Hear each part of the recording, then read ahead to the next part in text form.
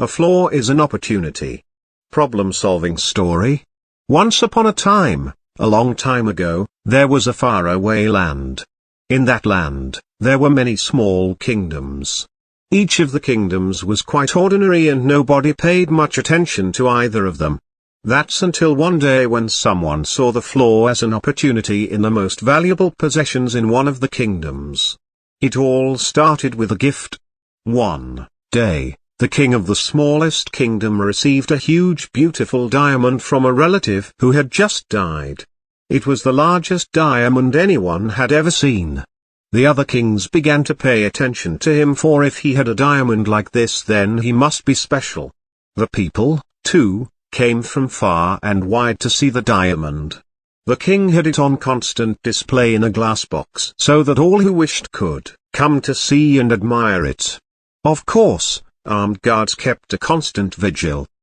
Both king and kingdom prospered, and the king attributed all his good fortune to the diamond. One day a nervous guard asked to see him. The guard was visibly shaken. He told the king terrible news: the diamond had developed a flaw. A crack right down the middle. The king was horrified and ran to the glass box to see for himself. It was true. The diamond was now flawed terribly. The king called all the jewelers in the land to ask their advice. They gave him only bad news.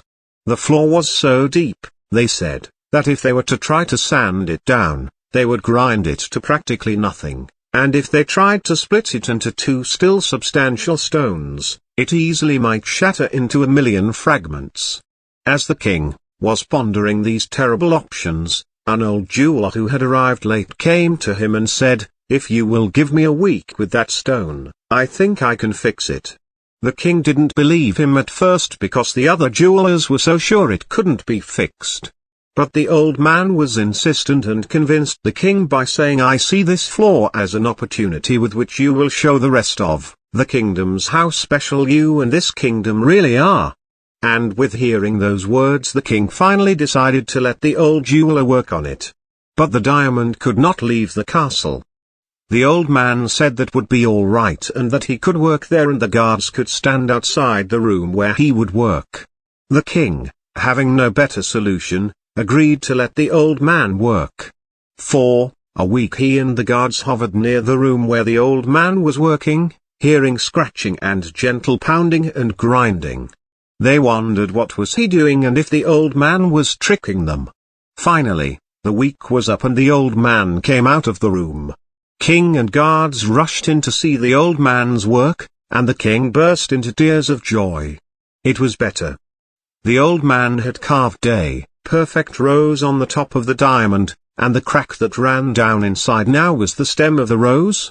Moral of the story: fixing a flaw doesn't always mean you have to get something into its original state. Sometimes it means you have to upgrade or work around the subject. This is a great story for people in a leadership position. We often get people, diamonds, assigned to our groups that at first look and act perfect, but over time you start to see their flaws. Your mindset as a leader must be not to stress out because of the discovered flaws but to find a way to make the best of them and find an advantage. In many cases, this is hard and needs an outside-the-box mindset. Thanks for watching. Stay blessed.